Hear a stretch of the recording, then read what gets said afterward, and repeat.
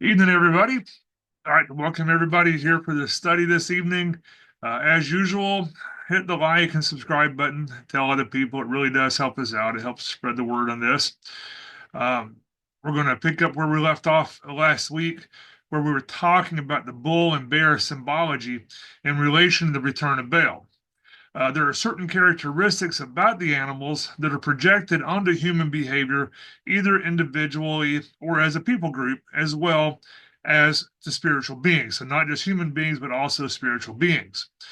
Now, one of those possibilities is the bull markets and bear markets, in which a bull market is rising values in the market and a bear market is being beaten down. Well, Baal is the god of prosperity, so it is an apt connection. And interestingly, no one knows the origin of using the term for the market. However, this does not mean that the rising market is evil in itself. It just means that evil people will use it. The way in which it is rising or the prominence that an individual or group places upon that growth and prosperity may be a problem. Prosperity itself is not a problem. It can be a sign of national apostasy in which the nation is more focused upon the God of prosperity rather than the one true God, or perhaps focused solely upon the prosperity and how it relates to the self. Because don't forget, yourself can be an idol. For example, God told Joseph to prepare for time of famine during the time of prosperity. As Christians, it is our responsibility to do the same if we're able to do so. I've heard many misguided Christians, including preachers and teachers, say that it's a sin to prepare for the future because we're supposed to live by faith. Well, faith is a lifestyle. Joseph was living by faith when he laid up for the future. As Christians, we should prepare for living to be 100 years old or more, all while we know that we may not live past our next breath or knowing that the Lord may return tomorrow. If you've ever worked in telephone sales, you know that most calls are worthless, but you have to treat them all as if they are the best call you've ever had. As Christians, we are to prepare for the future, but we are to live for today because today may be the day in which we're called home. In John chapter 18, verses 37 through 38, and this is where Pilate is talking to Jesus. Pilate therefore said unto him, Art thou a king then? And he actually stated it, thou art a king. And Jesus answered, Thou sayest that I am a king. To this end was I born, and for this cause came I into the world, that I should bear witness unto the truth. Every one that is of the truth heareth my voice. And then Pilate saith unto him, What is truth? And when he had said all this, he went out again unto the Jews, and saith unto them, I find no fault. Out of the NET Bible, the same passage. Then Pilate said, So you're a king. And Jesus replied, You say that I'm a king. For this reason I was born, and for this reason I came into the world, to testify to the truth. Everyone who belongs to the truth, this is absolute truth. Everyone who belongs to the truth listens to or obeys my voice. And then Pilate said, What's truth? He was not saying this sarcastically, he was being contemplative about it. And when he had said this, he went back outside to the Jewish leaders. The word Jews can mean all the Jews. The Jewish leaders are just the ones opposed to him, but the overall context is the leaders. This is the Sanhedrin. So he went out to the Jewish leaders and announced, "I find no basis for an accusation against him." So contextually, it would appear that Pilate believes that Jesus is who he says he is. Now, he would have been familiar with the Mazzaroth, which tells of the man God who had sacrificed himself to save his people. Pilate was waxing philosophic. When he found no basis for accusation, he should have freed him at once. But he also knew the result of that would be mass rioting, which would be instigated by the Jewish leaders. And that would lead to his removal from office or possibly even to his execution. He didn't ask if Jesus was the king of the Jews. He stated it. Perhaps he didn't believe it, but he clearly stated it. Back in Matthew, Pilate washed his hands of the situation, and the Jewish leaders voluntarily took the guilt upon themselves. Well, he asks a question here: what is truth? Now, while we're going to talk more about the truth in the future, probably next week, briefly, there are three kinds of truth. There's a logical truth, a reality truth, and an opinion truth. Aristotle said some people do not listen to a speaker unless he speaks mathematically, others unless he gives instances, while others expect him to cite a poet as witness. So here are the three basic types of truth. First, logical truth would be deductive reasoning. It is represented by the word logos in Greek. Things are deduced from reasoning. This is top-down reasoning. You take what is and you deduce something from that. Then you have reality truth, which uses scientific real-world examples, and it is empirical reasoning. It's bottom-up reasoning. It's fush. It's natural. It uses observation and experience rather than logical reasoning. Experience says this happens and this happens every time it's ever happened, so therefore this happens, this is going to happen again. Then opinion truth is doxa in the Greek. It's where we get our word doxology, and it means that the doxology means that our opinion is that God is right and holy and just. This would be taking the word of witnesses, actors, politicians, sports figures, preachers, pastors. This is why preachers have to be very careful with opinions, and this is why I tell you when something is strictly my opinion. I don't want to mislead you, and you don't need to be misled. So what is truth? If you've ever studied false religions, you will notice that all false religions say that Jesus is a way. They never say he's the way, but he's okay. What better way to obscure Jesus than to put him on a pedestal, then obscure him to the point of being unrecognizable? The Bible says a few things about idolatry. 1 John 5:21. Little children, keep yourself from idols. Amen. Exodus 23, thou shalt have no other gods before me. Isaiah 44, 9 through 10. They that make a graven image are all of them vanity, and their delectable things shall not profit. And they are their own witnesses, they see not nor know, that they may be ashamed. Who hath formed a god or molten a graven image that is profitable for nothing? Jeremiah 10:14. Every man is brutish in his knowledge. Every founder is confounded by the graven image, for his molten image is falsehood, and there is no breath in him. Romans 1:25. Who changed the truth of God into a lie, and worshiped and served the creature more than the Creator, who is blessed forever. Amen. And then Matthew 6:24. No man can serve two masters, for either he will hate the one and love the other, or else he will hold to the one and despise the other. You cannot serve God and mammon. And remember, mammon can be equated to being self-confidence, confidence in your own self, not through God. Human beings have a need to serve God. It's in our very nature. It is literally in our genetics.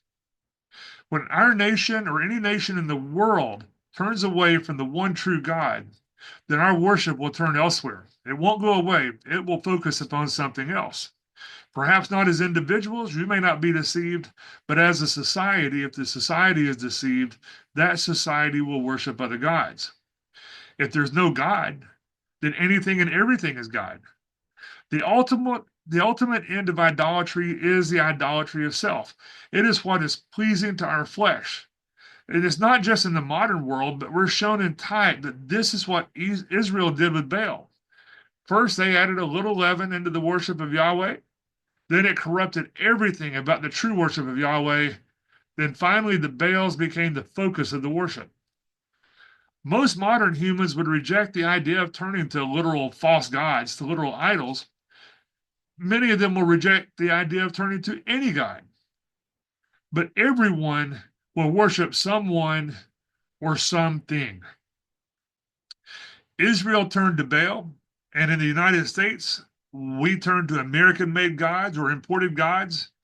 There's voodoo, there's Hinduism. We turn to prosperity and all of its ramifications. The Western world has lost its sight of the one true God, and they have turned to appeasing false gods. Now, one example is glaringly obvious of this, and we're going to step away for a little bit and look at the big picture for a moment. We know that in the end times, there will be a beast. we're told about the beast. However, the language that is used implies that the beast will be a system and not an individual, or not simply an individual. With modern technology, it's easy to see how that's going to be possible through transhumanism and individuals being able to hook directly into the worldwide computer system. And I promise we will get to transhumanism eventually because it is very important in what's coming up. But this beast system will require a one world religion. And how's that going to happen? Water down and distort. You take Christianity, you water it down, you distort it, you unite the major religions under one umbrella. This is ecumenism. Ecumenism. I can't say the word, ecumenism. How will the people fall for it? Through false teachers who want to line their own pockets instead of preach the truth, just like the Jewish leaders did during the time of the crucifixion. In Revelation chapter 3, verse 20, it says, "Behold, I stand at the door and knock. If any man hear my voice and open the door, I will come into him and will sup with him and he with me." There's a play on words in this verse here. We don't see it in English. But when Jesus says, "I'm standing at the door and knocking," it's present tense. The word for door is the word thoron. And then in Revelation 11:7, the word for beast is therion. "And when they shall have finished their testimony, the beast that ascendeth out of the bottomless pit shall make war against them and shall overcome them and kill them." Unfortunately, the King James Version translates multiple words as beast, and so it kind of obscures that. The other instances of beast is the word zoon, which simply means animal. But in this verse, this is talking about the beast. The word for door is thoron, word for beast, therion. Then Revelation 1, verse 3, first part, "Blessed is he that readeth, and they that hear the words of prophecy." They would have been hearing this. We live in a world in which everyone has access to a copy of the Bible in many different translations or even the original languages. Until fairly recently in history, that was a very expensive proposition, too expensive for most people. It's why the story of the Exodus is read aloud during the Passover Seder traditionally. The community might chip in together and get a copy of the scriptures that would be read to them. When you hear the words, you can hear the similarity between the words. It's a play on words, kind of like in English. You will hear about an extravaganza, which sounds a lot like the word extravaganza. It's a play on words to get an idea across.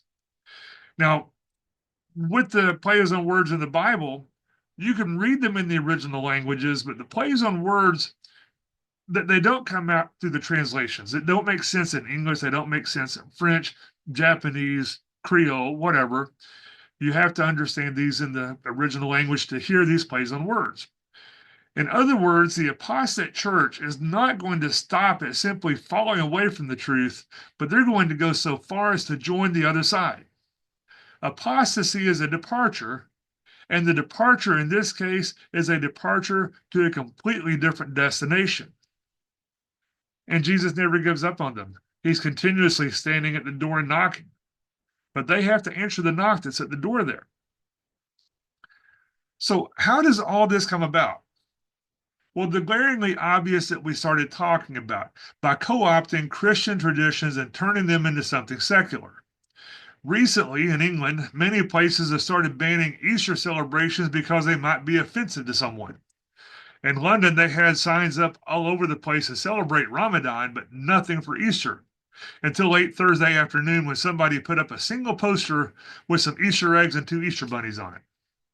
That was their entire recognition of Easter, but Ramadan was everywhere. Even in the Church of England, they have banned certain hymns in order to not offend anyone. Any hymn that says Jesus is the true Messiah is what they call problematic. The one thing they should be declaring is prohibited because it's problematic. And there's a problem, all right, but the problem is not in the songs themselves. The problem is in the attitude that they don't want to speak the truth because they don't want to offend people. The clergy have been instructed to change the hymns to be more inclusive. And this almost sounds like a Monty Python sketch, but it's a sad reality. The hymn, Lo, He Comes with Clouds Ascending, which was a favorite of Queen Victoria, it's a big no-no because it declares Jesus as the true Messiah.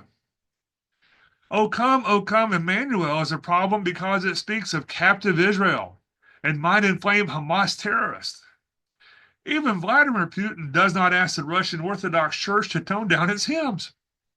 The Church of England officials deny that they did this, but the email making the demand was leaked, so we know that it happened. England is waging a war against this holiday in order to show preference to Islam. Muslims might be offended. Islam is arguably the rebirth of literal Baal worship. We'll have more on this in the future, but in all probability, this is simply a resurrection of literal Baal worship and not just symbolically like we've been talking about. Now, the question is Easter actually a Christian holiday? It's not, it's pagan. We're going to look at that in a moment. But right now, it's important to recognize that it is perceived as being a Christian holiday, and Western culture has been taught that it is for 1,600 years. So if the government captures the apostate church, either willingly or unwillingly, and then adapts the Christian practices to serve the world, what's going to happen? And it wouldn't be the first time that this has happened, even in modern history. In the 1930s, during the rise of the Nazis, the church and state were united. They were proudly united. The church was patriotic. The government was Christian. The state was Lutheran. So the official church fully supported the state. But it became tradition. When Hitler rose to power, there were some that were alarmed and they took a stand, but not many. In fact, at the time, there were 18,000 Lutheran pastors and only 3,000 took a stand against the Nazis.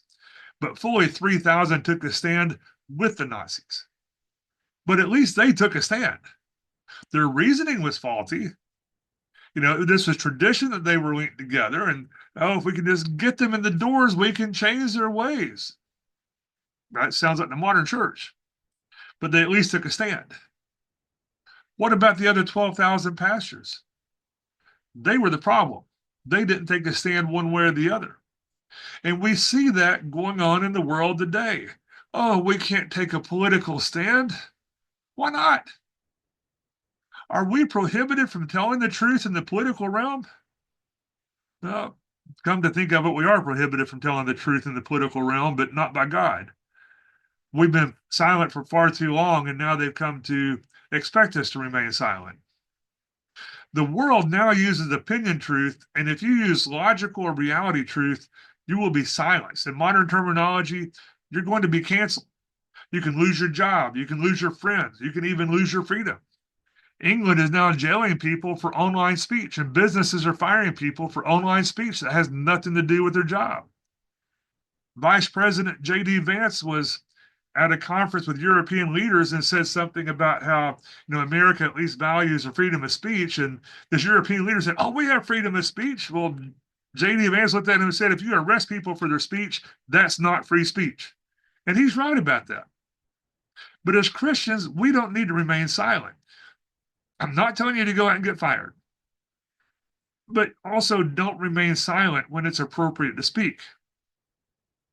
But if the state can control the church and the church can use traditions to control the people, then the state controls the people. A one world religion of Antichrist is what this is. And what's the agenda of the state? One example that's becoming popular now, and that is a very perverted Easter. I mean, Easter is pagan in origins, but it's recognized as a Christian holiday. But they perverted that. I saw one poster that proclaimed that there is no Easter without the T. It had the word Easter spelled out, the T capitalized, which was implying transgenderism. Drag queen Easter is really popular, and I'm going to post those links below. On second thought, I'm not going to post those links below. I want you to look those up yourself. I don't want to promote these. But I even saw one prominent so-called Christian publication that denied the literal crucifixion of Jesus with nails. And as a side note, Christmas, which is also pagan in origin, will never be banned because it has too much of an economic impact on the nation. But if they can co-opt it and control it, the God of prosperity takes precedence in a secular world. Now, back to the pagan origins of Easter. I get a lot of hate when I point this out because people are so entrenched in their traditions that they don't want their traditions upset. They like their opinion truth instead of objective truth, both within the church and outside the church. Now, I don't think it's necessarily a problem for someone to hunt some eggs or eat a white chocolate rabbit. Don't eat the regular chocolate rabbits, those are nasty. But you can eat a white chocolate rabbit. But we need to understand the truth and we need to watch the times. The time is coming that we will be forced to take a stand against tradition. Now, I want to give an opinion, and I'm always going to tell you when something is just simply an opinion, and that is that there is nothing inherently wrong with your kids hunting for colored eggs, mostly because society doesn't equate the pagan traditions with that anymore. Today's pagan religion centers around the self. It centers around prosperity. It centers around hedonism. Now, there's been a resurgence of traditional paganism, which means I may have to change that opinion somewhere in the future, and that future may not be too distant. But these sorts of things have the potential to weaken true Christian beliefs if we're not careful. Now, Easter is found nowhere in the Bible, but organized religion has been telling the world that it's a Christian holiday. And my opinion is that it's okay to celebrate the resurrection of Jesus on that day, but we need to understand the underlying story. A few months back, we looked at the mustard tree that became the monstrosity that was the Roman Church. The birds, which represent evil men lodging in the branches of the church government through doctrines of demons, they flew on over to the Protestant tree as well. Martin Luther was on the right track, but he died before he could finish ridding the church of Catholic error. Now, in the early centuries of the Christian church, the Greek Orthodox and Roman Catholic churches waged a war for the hearts of the people. The Greek Orthodox tended to try to stick to the Bible, but the Roman Catholic was more interested in filling the pews and filling the collection plates. Now, there were good periods and bad periods, but overall, it was kind of oppressive. To fill the pews, they appealed to the masses. And that pun was not really intended. I did see it after the fact because they do their Easter masses, but they did try to appeal to the masses of people, and the Catholic Church won the war of numbers. But at what cost? Even today, among well-intended people and groups, evangelism has been turned into a form of idolatry. Oh, let's not offend them because we need to get them into the church so they can be saved. But there's no disciplining. There's no growth. There's no feeding the flocks. Just simply entertainment. Get them in the doors, have them say a prayer. We got to get more people to do that. That's a form of idolatry to tell everybody that's what they need to do. The Bible tells us that some are evangelists. Not everybody's an evangelist. That's not the purpose of the church. The purpose of the church is to provide fellowship for the family.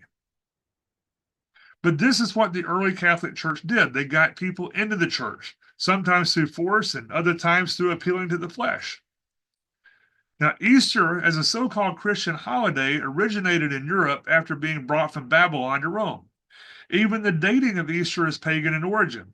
Easter and Resurrection Sunday rarely occur on the same day. And this is true. This is true not only of Easter, but most of the other so-called Christian holidays. The date for Christmas was set on the birthday of the Babylonian sun god in order to appeal to that group of pagans. They wanted to fill the pews. Mistletoe, Yule logs, trees, these are all holdovers from the worship of Nimrod. Even the Catholic bishops, they wear hats that were directly from the worship of Dagon. I call them fish hats because with the worship of Dagon, they literally had fish on them. It's the same hats for the Catholic Church, just without the fish eyes. Cybele worship was moved to the site where the Vatican now stands, and Cybele was renamed the Holy Mother of Rome. It's straight out of pagan religion, just renaming the false gods.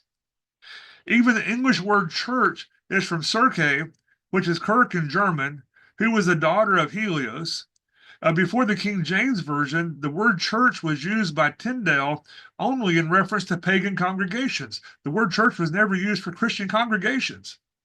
But Circe was a moon goddess, and Helios was a sun god, Nimrod by another name, and the worship of her involved drugs, fornication, and other debauchery. Geographically, both Cairo and Heliopolis in Egypt represented Satan in the flesh, the sun god, when translated across different languages. Lent is pagan. Good Friday was a day of blood. Ash Wednesday had its roots in Nordic paganism.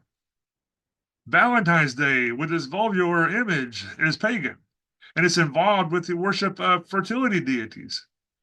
When it comes to Easter, Easter eggs and bunnies are fertility symbols.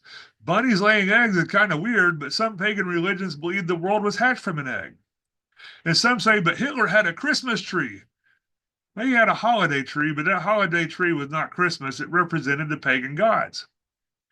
Now, who was the fertility goddess? We've been looking at this for months. You have Astarte, Inanna, Diana, Ashereth, and one of the other names is Easter. The name of this goddess is where we get the word estrogen. Early church fathers timed the holiday in such a way that it coincided with the pagan festival that celebrated the goddess Easter. Perhaps they had good intentions. Perhaps they didn't. I don't know. Did they set the date out of fear of persecution, as some claim, or was it out of compromise to the pagans in order to embrace all religions? There's speculation all over the place, but what we do know is the timing is pagan. So do you need to quit calling it Easter? That's up to you. My wife and I generally celebrate Resurrection Sunday, although the resurrection would have happened late Saturday evening according to the modern calendar. But do you think of the pagan goddess when you say Easter? Do you think of the sun god when you say Sunday, or the Germanic god Woden when you say Wednesday, or the god Saturn when you say Saturday? Probably not. But it's important to know the origins of the word and the reality behind the holiday, as well as the truth behind what it should be. Now, in the early part of the first century, hope for a Messiah burned in the hearts of the Jews.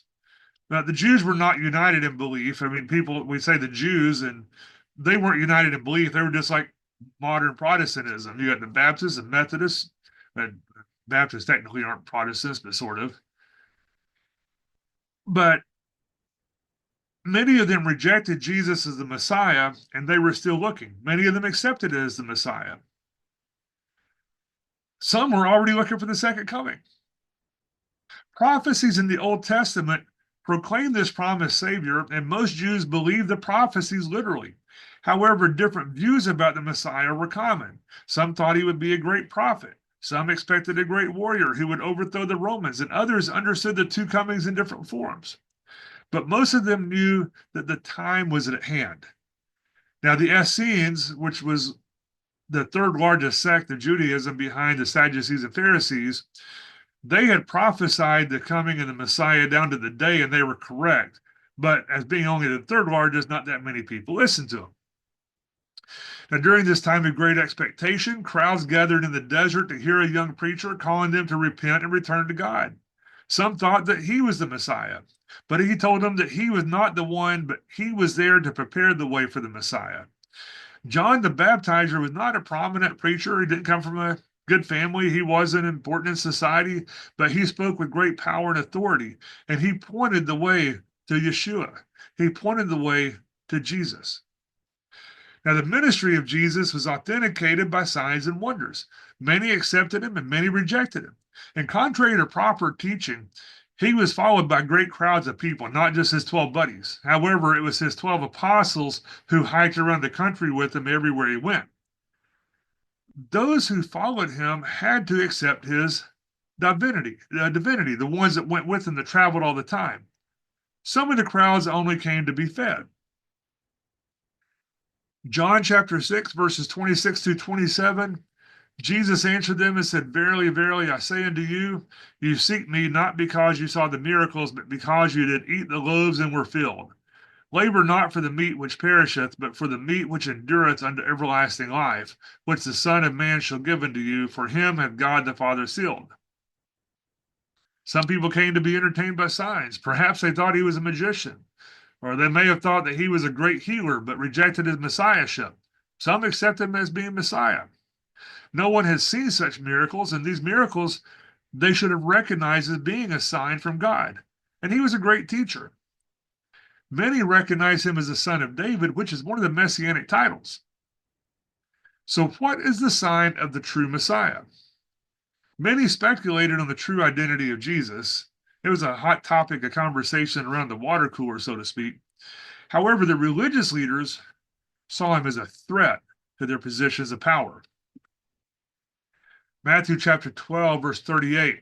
Then certain of the scribes and Pharisees answered, saying, Master, we would see a sign from thee. They wanted to figure out just who he was, so they challenged him. They may have been asking for proof of his divinity, or they may have been trying to spot the trickery in order to protect their positions of power. They should have been looking for proof of his divinity, but maybe they simply thought he was a faker and he would trip himself up. To an Israelite, the healing of leprosy should have been sign enough. Leprosy was considered an act of the finger of God. Therefore, healing of leprosy was also a direct act of God. No matter the reason they were seeking a sign, those who are righteous should be more impressed by truth than by signs. Signs appeal to the emotions. Appealing to the emotions is a way that many people prey upon those who are weak in faith. Send us your money and you can receive a miracle. False signs can easily deceive many, perhaps millions. We see it going on in the world today. Now, we saw Pilate's interaction with Jesus earlier, and it was implied that Pilate believed that Jesus was who he said he was. After the crucifixion, the Pharisees went to him and asked him to guard the tomb into which he had been placed. Matthew 27, verses 63, 64, we're going to look at this again in a minute. They said, Sir, we remember that this deceiver said while he was yet alive, After 3 days I will rise again. Command therefore that the sepulchre be made sure until the third day, lest his disciples come by night and steal him away, and say unto the people, He is risen from the dead. So the last error shall be worse than the first. What was Pilate's reply? Verse 65, Pilate said to them, You have a guarded soldiers. Go make it as secure as you can. He's saying, you make it as secure as you know how to make it. Maybe he was not convinced one way or the other, but he was willing to set a guard just in case. You keep him there if you can. Then verse 66, so they went and made the tomb secure by sealing the stone and setting a guard. So back in chapter 12, verses 38 through 40. Then certain of the scribes and of the Pharisees answered, saying, Master, we would see a sign from thee. But he answered and said to them, An evil and adulterous generation seeketh after a sign, and there shall no sign be given to it, but the sign of the prophet Jonah. For as Jonah was 3 days and 3 nights in the whale's belly, and this word whale is ketos, which simply is a large sea creature or a sea monster. It could be a fish, it could be a whale, it could be Leviathan. It's just a large sea creature. This is the same word that was used for the creature that swallowed Heracles, which is a story probably left over from Babel. But just as Jonah was 3 days and 3 nights in the whale's belly, so shall the Son of Man be 3 days and 3 nights in the heart of the earth. Why was this one sign so important? Because the Son of God said that the only outward and visible sign of his messiahship would be that as Jonah was in the belly of this creature for 3 days and 3 nights, he would be entombed in the bowels of the earth for 3 days and 3 nights. Jesus was claiming that he would die, remain dead for a short but specific period of time, and this would prove that he was truly the Messiah. This sign would prove his identity, and he specified precisely the length of time that he would remain dead. And when God says something, he means what he says, and he says what he means. And sometimes that should worry you. But too many people ignore the bad stuff when he promises stuff. But this is a good promise. Jesus doesn't do things halfway. 3 days and 3 nights are a total of 72 hours. Yet today, the Christian holiday claims that he was buried late on Friday afternoon and was resurrected early Sunday morning. And if that were true, then based on his own words, the only sign of his authenticity failed. It failed miserably. And if this is true, if his authenticity failed, then he's a false Messiah. Why? Because no matter how you look at it, there is no way that you can fit 3 days and 3 nights between Friday afternoon and Sunday morning. But Jesus is not a false Messiah. We're given Jonah as a type, But Jesus explicitly made prophecies about his death, his burial, and his resurrection. Matthew 16:21. From that time forth began Jesus to show unto his disciples how that he must go into Jerusalem and must suffer many things of the elders and chief priests and scribes, and be killed and be raised again the third day. Matthew 17:22 through 23. And while they abode in Galilee, Jesus said unto them, the Son of Man shall be betrayed into the hands of men, and they shall kill him. And the third day he shall be raised again. And they were exceeding sorry. Mark 18:31. And he began to teach them that the Son of Man must suffer many things, and be rejected by the elders and the chief priests and the scribes, and be killed, and after 3 days rise again. So Jesus states explicitly that he would be killed, and then be raised after or at the end of 3 days. The Matthew passages do not have a preposition on. It is simply the dative case, which means it's a secondary object. In other words, it's not contradictory. Something was added to the translation to clarify something, but as usual, when they add something, it doesn't clarify. But it's 3 days. At the end of 3 days or after 3 days. Not after 1 day, not after 1.5 days, not even after 2 days. After 3 days and 3 nights. Therefore, Jesus was resurrected just as the third day was ending, which was 3 days and 3 nights after he was placed into the tomb. And if the prophecies are not consistent, then they're flawed. And if they're flawed, the Bible is flawed. And if the Bible is flawed, Jesus is a flawed Messiah. But the prophecies are consistent. Now, we can't use the prophecies to predict the future. We're prohibited from trying to fortune tell anyway. But we can use the prophecies after the fact to say, so that's what he was talking about. When some of his followers came to the tomb before daybreak on Sunday on our modern calendar, the angel told them that he was no longer there. The angel didn't say, you just missed him. He was resurrected about 2 minutes ago, and now he's gone. Matthew 28, verse 6, part A, they said simply, he is not here, for he is risen, as he has said.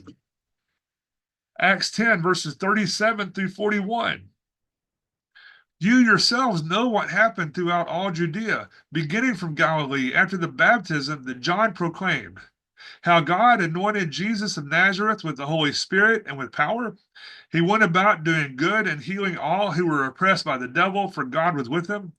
And we are witnesses of all that he did, both in the country of the Jews and in Jerusalem. They put him to death by hanging him on a tree. But God raised him the third day and made him to appear not to all the people, but to us who had been chosen by God as witnesses, who ate and drank with him after he rose from the dead. So when Peter was teaching the first Gentiles who were called into the church, he taught them that Jesus was the Messiah, he was killed, and that he was raised the third day. Then in 1 Corinthians, Paul, for I delivered unto you, first of all, that which I also received, how that Christ died for our sins according to the Scriptures, and that he was buried, and that he rose again the third day according to the Scriptures. There is no reasonable or rational way to fit 3 days and 3 nights between late Friday afternoon and Sunday morning. There's a timing problem. The traditional view of a Good Friday burial and an Easter Sunday resurrection cannot be reconciled with the very statements that Jesus used about how long he would be in the tomb. They cannot both be correct. One is simply the teaching of man. They're man-made doctrine, and it was used for deception, and it can be used again for deception in the modern world. Colossians 2:8, beware. This is the word take heed. Lest any man spoil you through philosophy and vain deceit, after the tradition of men, after the rudiments of the world, and not after Christ. Once again, go out and celebrate the resurrection of Jesus today, but be aware of the truth. The truth is important. There's prophetic significance in the truth. And let your kids hunt colored eggs and eat chocolate bunnies, but make sure, take heed, that they know the reality truth. Do you know how someone spots counterfeit money? In order to spot counterfeit money, you have to know what the real thing looks like. And if something doesn't match up, then you know that it's fake. And it's the same with the Bible. If you know the Bible, then you can spot a counterfeit. So why do most churches assume and teach that Jesus died and was buried on Good Friday? Traditions of men. It's a Catholic tradition that was created to fill the pews and control the people, and we just never abandoned that.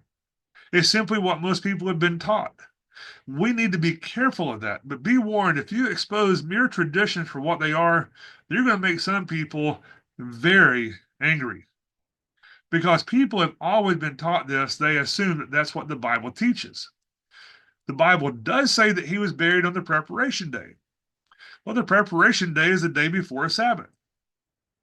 On the preparation day, you did all the cooking and house cleaning and got that over with because you can't do that on the Sabbath. Well, the weekly Sabbath falls on a Saturday, which is the seventh day of the week. Our calendar is Friday evening to Saturday evening. And that's according to the calendar that God gave to his people. The day begins at sunset. Our Friday evening is the beginning of the Sabbath. When was Jesus entombed? Mark 15, verses 42 through 46. And now, when the evening was come, because it was the preparation, that is, the day before the Sabbath, Joseph of Arimathea, an honorable counselor, which also waited for the kingdom of God, came and went in boldly unto Pilate and craved the body of Jesus. And Pilate marveled if he were already dead. And calling unto him the centurion, he asked him whether he had been dead had been any while dead. And when he knew of it, and when he knew it of the centurion, he gave the body to Joseph, and he brought fine linen and took him down and wrapped him in the linen, and laid him in a sepulchre which was hewn out of rock, and rolled a stone under the door of the sepulchre. So we see that he was put into a tomb on the preparation day, just before Sabbath began at sunset. John 19:31. The Jews, therefore, because it was the preparation, that the body should not remain upon the cross on the Sabbath day, for that Sabbath was a high day, besought Pilate that their legs might be broken and that they might be taken away. It hit me one day that the Jewish leaders, they hated Jesus. Rabbi Akiba later went so far as to alter the Hebrew Bible in order to obscure the fact that Jesus met the criteria for being a Messiah. And I think that the Jewish leaders realized that the Messiah, the Pesach lamb, I have trouble with Hebrew words. I can speak Cowboy Greek, but Hebrew gives me problems. The Pesach lamb would not have a bone broken. Although they had good reason to hurry things up, they did need to get them down off the cross because they were commanded to not leave the bodies on a tree on the Sabbath. Was there also an ulterior motive to break his leg so that he could not fulfill the prophecy? It is unthinkable that a Roman soldier would disobey a direct order to break their legs, even if he did find that Jesus was already dead. But he disobeyed that order. The Jewish leaders wanted to destroy the Messiah, but a miracle caused the soldier to do something that would not normally happen.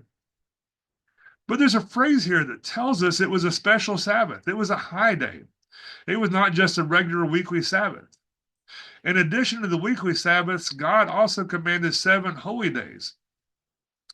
These are annual Sabbaths, and these are listed in Leviticus 23. We're not going to go through them all, but most of these could fall on different days of the week. I've got a chart here showing when the high Sabbath is and when the weekly Sabbath is.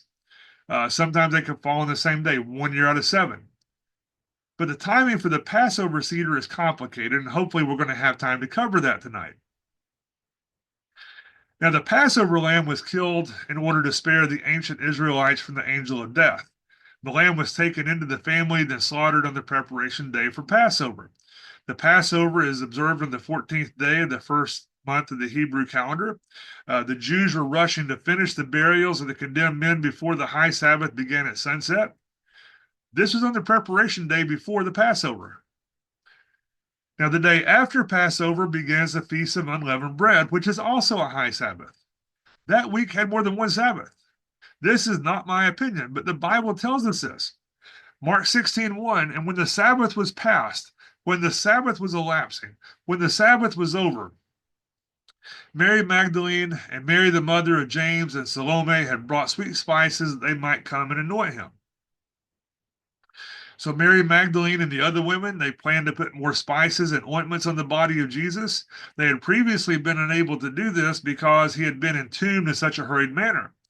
After the Sabbath was over, they bought spices because it was unlawful to buy, sell, or work on the Sabbath. So they had to wait in order to purchase more spices, prepare them, and to put them on his body. They bought spices after observing his burial, but apparently they needed some more. But they had to rest on the weekly Sabbath. They bought more spices after sunset, then had to wait until the following morning to put them on his body. They didn't have flashlights to work with or light works to work in the dark. They had to wait till it was daytime. And the Sabbath ended at the evening. So when we compare the different accounts, it becomes clear as to the order of events. The women prepare some spices on the preparation day before sunset. By our modern reckoning, that would be Wednesday evening after the weekly Sabbath. Saturday evening, by modern reckoning, they bought more spices in order to put them on his body at dawn on Sunday by our modern reckoning. But if he were in the ground for 3 days and 3 nights, what about the day in between the Passover and the weekly Sabbath? Why did they not anoint his body then? Because that was also a high Sabbath. Well, how about the Jewish leaders? Now, the next day that followed, the day of the preparation, the chief priests and Pharisees came together unto Pilate, saying, Sir, we remember that deceiver said while he was yet alive, After 3 days I will rise again. Perhaps it was at this point that the Jewish leaders realized that this man who they hated would be in the tomb for 3 consecutive Sabbaths, thereby completely fulfilling the sign of Jonah. Maybe some of them now believed. Maybe some of them said, we really have to stop it now. We're going to be in big trouble. Maybe they believed what they said and thought his disciples would simply steal the body. No matter what they believed, when they asked the watch to be set and Pilate told them to do it themselves, they went and did it. They broke the Sabbath in order to try to destroy this one man that they hated so much.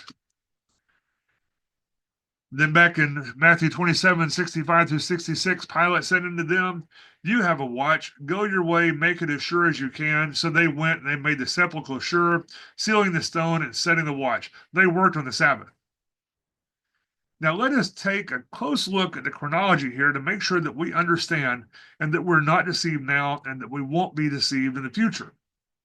We know that when the women went to the tomb on Sunday morning, it was empty. And this is Sunday morning by the way we recognize time today, obviously. He'd already gone. He didn't just rise up and flee right before they got there. Now, we know from the Bible that Jesus was born before Herod the Great died. By our current calendar, Herod the Great died about 4 BC.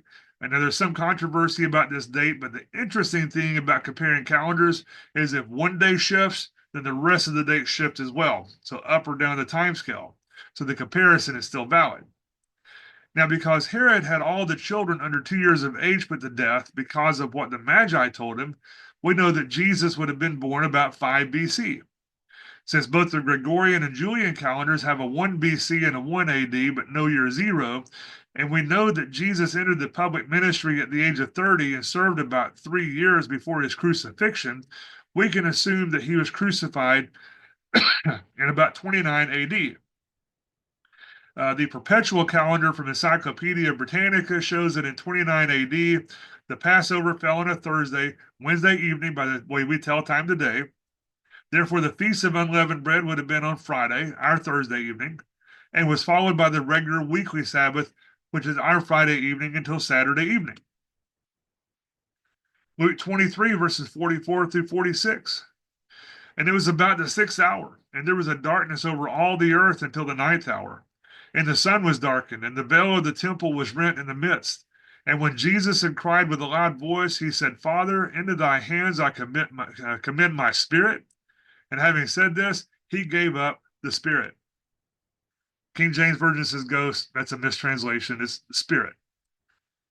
Between the 9th hour, which is 3 p.m., and sunset on Wednesday, a little after 8 p.m., Joseph of Arimathea, who had not agreed with the council in condemning Jesus, by the way, but Joseph and Nicodemus, who was also a disciple of Jesus, asked for permission to remove his body from the cross and put it into a tomb which was nearby. Only a family member could take the body for burial, so Joseph of Arimathea was apparently some sort of relative. And when Pilate asked Joseph, said, "You have this nice new tomb you built for yourself. Why are you going to give it to this man?" And Joseph looked at him and said, "Oy vey, he's just using it for the weekend." You'll get that in a minute. But by the way we reckon time today, they would have had the Last Supper on Tuesday evening. Have you ever seen a painting of the Last Supper? It's a beautiful work. This is not the original, but uh, apparently when they got to the upper room, Jesus told the waiter, said, "We need a table for 26, please." And the waiter said, "But there's only 13 of you." "Yeah, but we're all going to sit on the same side." But they had this Last Supper in the upper room. And since it was the meal of preparation, did you ever stop to wonder why they ate the Passover? Well, some say, well, of course, Jesus knew he wasn't going to be there the next day. That would have violated the law. During the meal of preparation, they specifically ate leavened bread. Then, when they cleaned their house of leaven, there would be crumbs to find. But they ate the Passover. If you go to Jerusalem today and you go to the home where the Last Supper was held, it's in the Essene quarter of the city. The Essenes calendar is a day off from that of the Pharisees and Sadducees. The Essenes were the ones to whom Jesus first presented himself as Messiah, and they accepted him as a Messiah. So he was fulfilling the law completely, both according to the Jewish leaders, the laws of man, and the righteous sect, which is according to the laws of God. This is why 3 times in the book of John, it is stated the Passover of the Jews was at hand. The Passover of the Jews was a day different. Jesus did not violate the laws of man or the laws of God. He met both. Now, they ate the Last Supper on Tuesday evening by modern reckoning. The modern reckoning is at the top, the Jewish calendar is at the bottom, and you can see where the evening and morning where they overlap on this chart here. But they would have eaten the Last Supper on Tuesday evening. He was crucified on Wednesday by modern reckoning, and he was buried before sunset. He was in the tomb all day Thursday, all day Friday, then raised at the end of the Sabbath, which is Saturday evening, just after sunset by modern reckoning. John chapter 20, verse 1. The first day of the week cometh Mary Magdalene early, when it was yet dark, unto the sepulchre, and seeth the stone taken away from the sepulchre. There's no resurrection Sunday. He was already raised when they showed up. And once again, there's nothing wrong with celebrating this with fellow believers, but it's important that you know, because God gave us this knowledge for a reason. Jesus said that he would be 3 days and 3 nights in the heart of the earth. He was buried just as the sun setting was on Wednesday and would have been resurrected just as sunset on Saturday. And this is by our modern reckoning, and this fits all the details in the gospel, and it fits the sign of Jonah perfectly. Then Matthew chapter 28, 1. In the end of the Sabbath, and this is actually plural, it's the end of the Sabbaths. As it began to dawn toward the first of the week, came Mary Magdalene and the other Mary to see the sepulchre. Not only did he spend 3 days and 3 nights in the heart of the earth, but he spent 3 complete Sabbaths in the heart of the earth. He didn't work on the Sabbaths, just as the law commands. And he was not raised until they were completed. And 1 Peter 3:19, which we're not going to look at, tells us that during the time he went and taught to the fallen angels and Nephilim who were in prison, the ones that were in chains of darkness, he went and preached to them. So this is where you messed up, guys. The man-made tradition of a Good Friday crucifixion and an Easter Sunday resurrection are simply that. They're man-made traditions. Only the sign of Jonah would prove that he was who he said he was. And if you don't know the truth, you can be deceived. Perhaps it might be somebody says, see, your Messiah couldn't even fill this prophecy correctly, or it might be something else. But you need to know the truth so that you can be prepared to stand firm in that day. In this day, when we're living now, Baal's returned, and he wants to replace the worship of Yahweh with the worship of Baal himself. The complicated way of calculating Easter rarely falls on the correct day, and you need to know that. The feast days are important in end times prophecy, and the powers of darkness will not eradicate those holidays. They will simply co opt them and take them over and use them to their own ends. The Lord gave the weekly Sabbath for the benefit of man, not as a burden, but man's twisted it, just like he twists everything. Many people have taken the Sabbath and they've turned it into a burden. The weekly Sabbath was given as a perpetual covenant between God and Israel. In the book of Isaiah, we're told that Yahweh saves the Gentiles also. This is the Septuagint. Uh, this concept was altered to make the Jews look more important, so you don't usually find it in the Hebrew scriptures, but it is in the Septuagint. Is the Sabbath for the Gentiles also? Perhaps, probably. But it was a covenant with Israel. Exodus chapter 31, verses 12 through 17. And the Lord spake unto Moses, saying, Speak thou also unto the children of Israel, saying, Verily my Sabbaths ye shall keep, for it is a sign between me and you throughout your generations, that you may know that I am the Lord that doth sanctify you. Ye shall keep the Sabbath therefore, for it is holy unto you. Every one that defileth it shall surely be put to death, for whosoever doeth work therein, that soul shall be cut off from among his people. 6 days may work be done, but in the seventh is a Sabbath of rest, holy to the Lord. Whosoever doeth any work in the Sabbath, he shall surely be put to death. Wherefore the children of Israel shall keep the Sabbath, to observe the Sabbath throughout their generations for a perpetual covenant. It's a sign between me and the children of Israel forever. For in 6 days the Lord made heaven and earth, and on the seventh day he rested and was refreshed. God gave some simple rules for the benefit of man, but the Jewish leaders took those rules and they turned it into hundreds of minute rules and regulations to follow. God says don't work. Man says going to see your mother is work. Jesus was crucified on Wednesday, was in the tomb Thursday and Friday, and was resurrected about sunset on Saturday. By the Jewish calendar, that was 3 days and 3 nights, and it was 3 Sabbaths. The first day was a high Sabbath, which is Passover. Christ is our Passover, and he shields us, just as the little Passover lamb shielded the firstborn children in Egypt. Recently, archaeologists have recently discovered Archaeologists have recently discovered a mummy that they think is the firstborn son of the Pharaoh of the Exodus. And remember, the Passover is for the firstborn, not for all the children. Jesus died that all men might be saved, but his blood was shed for many. All partook of the Passover meal, but the blood on the doorpost was just for the firstborn. And the separation was not between Hebrew and Egyptian, but the separation was whose door was washed in the blood and whose was not. We have our common salvation because of his death on the cross, but we are sanctified by his blood. Now, the second day in the tomb was the first day of the Feast of Unleavened Bread, which was also a high Sabbath. This feast represents cleanness. You had to sweep all the leaven from your house. 1 Corinthians 5, 6 through 8. Your glorying is not good. Know you not that a little leaven leaveneth the whole lump? Purge out therefore the old leaven, that you may be a new lump, as ye are unleavened. For even Christ our Passover is a sacrifice for us. Therefore let us keep the feast, not with old leaven, neither with the leaven of malice and wickedness, but with the unleavened bread of sincerity and truth. Leaven is not yeast. We're looking at things from the perspective of ancient Israelites. The leaven is a lump of dough. They were commanded to drink wine, which comes from fermented grapes, from the yeast of the grapes. And it wasn't grape juice like some try to proclaim it. There are actually rules that determine what kind of flour can be leavened and what kind of wine to drink and things like that, but we don't have time for that right now. Galatians 5:9, a little leaven leaveneth the whole lump. Leaven represents Pharisaism or the traditions of men as opposed to the laws of God. Sort of like any of the traditions surrounding Easter can easily corrupt the reality truth about the crucifixion and resurrection. The third day in the grace,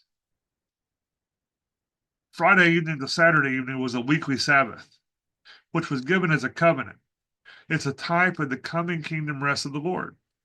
So he rested for 3 Sabbaths in the heart of the earth, which completely and utterly fulfilled the sign of authenticity, and it met the standards for both the Essenes and the Pharisees and the Sadducees. Matthew 27:57 through 60. When the evening was come, there came a rich man of Arimathea named Joseph, who also himself was Jesus' disciple. He went to Pilate and begged the body of Jesus. Then Pilate commanded the body to be delivered. And when Joseph had taken the body, he wrapped it in a clean linen cloth and laid it in his own new tomb, which he had hewn out of the rock, and he rolled a great stone to the door of the sepulchre and departed. Luke 23:46. And when Jesus had cried with a loud voice, he said, Father, into thy hands I commend my spirit. And having said this, he gave up the spirit. Acts 2:22 through 27. Ye men of Israel, hear these words. Jesus of Nazareth, a man approved of God among you by miracles and wonders and signs, which God did by himself in the midst of you, as you yourselves also know. Him being delivered by the determinate counsel and foreknowledge of God, you have taken, and by wicked hands have crucified and slain, whom God hath raised up, having loosed the pains of death, because it was not possible that he should be holden of it. For David speaketh concerning him, I foresaw the Lord always before my face, for he is on my right hand, that I should not be moved. Therefore did my heart rejoice, and my tongue was glad. Moreover also my flesh shall rest in hope, because thou wilt not leave my soul in hell, neither wilt thou suffer my Holy One to see corruption. Then 1 Peter 3, verses 18 through 20. For Christ also hath once suffered for sins, the just for the unjust, that he might bring us to God, being put to death in the flesh, but quickened by the Spirit, by which also he went and preached unto the spirits in prison, which sometime were disobedient, when once the longsuffering of God waited in the days of Noah, while the ark was a preparing, wherein few, that is, 8 souls were saved by water. The Bible tells us that when he died, his body was in the grave. His spirit went to be with the Father, and his soul went to the unseen world of the dead, where he preached to the spirits. He showed them where they erred. And in all three he rested, and all three are represented in the 3 types of Sabbath. This is a complete resurrection, complete death, and complete rest in both spirit, soul, and body. Even those who were closest to him lacked understanding, or at least they lacked complete understanding. The women were headed to rub spices on his body that Sunday morning, even though he had said that he'd be raised. Perhaps they simply thought he would be raised spiritually, or maybe they thought he meant at the final resurrection. No matter why, they lacked understanding. And if we lack understanding, we will be deceived. This timing that we've gone over is the only one that fits the requirements, and history teaches that this is exactly what happened. 3 days and 3 nights in the heart of the earth. No decorated eggs laid by bunnies, no hot cross buns, no ash crosses on their foreheads, no fertility rituals. Deuteronomy 7:5. But thus shall you deal with them. You shall destroy their altars and break down their images and cut down their groves and burn their graven images with fire. It's a fine line that you need to be sure is 100% separated. One of the dangers of adopting the pagan parts of Easter and mixing them with the celebration of the resurrection as opposed to keeping them separate is that it will lead many people to think that if we adopted the rest of the Easter stuff from pagan origins, perhaps we adopted the resurrection as well. Let your kids hunt eggs, if you wish to do that, but keep them completely separated. Teach your kids about the reality of it. During the Reformation, Easter was considered to be so pagan that Christians were burned at the stake for celebrating it. And even in the United States, many Catholic churches were burned for celebrating it, and individuals were shunned and kicked out of villages. Was this Christian persecution? Can it be used as persecution again? Perhaps against those who know the truth instead of following the man-made traditions. As Christians, it's important that we know the truths and the timing surrounding these events in order to avoid error. But we may not avoid persecution. In fact, we're promised that if we're faithful, we will suffer persecution. And in fact, we're probably going to suffer persecution simply for knowing and teaching the truth. This is the time when the lamb was slain for the firstborn. Even Pilate knew the story of the man God who had sacrificed himself, and he was familiar with the Passover of the Jews. He tried to stop the crucifixion with everything he had in his political power. but there's nothing he could do. The Jewish leaders were determined, and if they had to destroy Pilate as well, they were willing to do that. Now, there are many more implications concerning the feast, specifically the Passover for this study, but hopefully this brief study illuminates some of the more important aspects. We don't have time to go into those details right now. I wanted to do that tonight, but we're out of time. I'm over time. But at some point in the future, we'll take a look at that. Hopefully this helps your faith. One last thing is there is a connection between the Passover week and the original creation. There are 10 parts to generations in Genesis 5, which lays out the redemptive plan for salvation. There are 10 parts of the crucifixion week. Some days have more than one event. I want us to look at that in depth in the future, but almost everything in the Bible is set up on models. There are 10 commandments, 10 parts of the Sermon on the Mount. The churches in Revelation, there are 7 churches, but it's divided into 10 parts, and others. And when we get to the book of Revelation, this is all going to become more pertinent, and it's going to be more obvious as to why this is important. But for now, build your faith because the church is under assault and it's going to get worse, and you will become under assault if you are faithful. As Christians, we must endure. I wanted us to look at the specifics of Passover. They're very important. I don't know if we're going to do that next week or not. But we will do it in the future. We're over time on tonight. I do want to leave you with one last verse. This is James 5:11 out of the NET Bible. Think of how we regard as blessed those who have endured. You have heard of Job's endurance, and you have seen the Lord's purpose, that the Lord is full of compassion and mercy. We need to endure.